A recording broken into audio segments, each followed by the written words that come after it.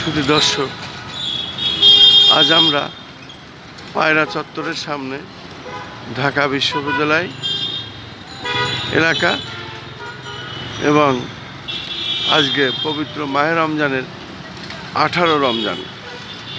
আজকে 18 রমজানে আমরা দেখতে পাচ্ছি রাজধানী ঢাকার যে ব্যস্ততম এলাকাটি, সেটির দৃশ্য আজকে এমন।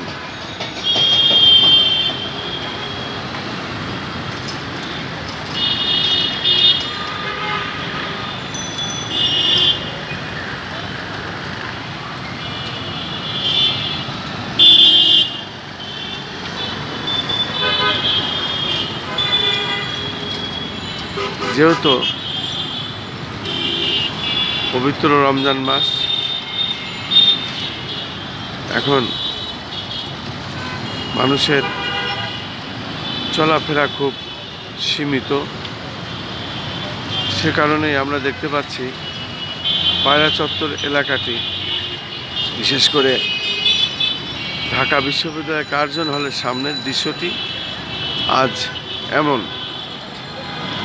যেটি আমরা ধারাবাহিকভাবে দেখে যাচ্ছি এবং রাজধানী ঢাকার বিভিন্ন স্পটগুলো আমরা ধারণ করছি। তার মধ্যে আজকে ঢাকা বিশ্ববিদ্যালয়ের সামনে পায়রা চত্বরের এলাকাটি আজ 18 রমজানে আমরা দেখিয়ে যাচ্ছি।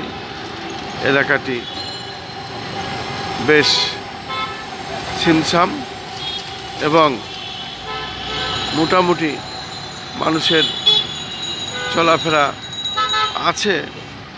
রিক্সা, গাড়ি, প্রাইভেট, মাইক্রো চলছে, তবে সেরকম কোনো যানজট নাই।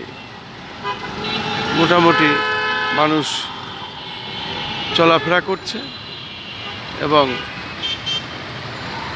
মনে হচ্ছে যেন বেশ পরিষ্কার পরিচ্ছন্নভাবেই সবাই চলাফেরা করছেন, কোনো বিঘ্ন হচ্ছে না, সেটাই দেখানোর চেষ্টা করছি আর কি।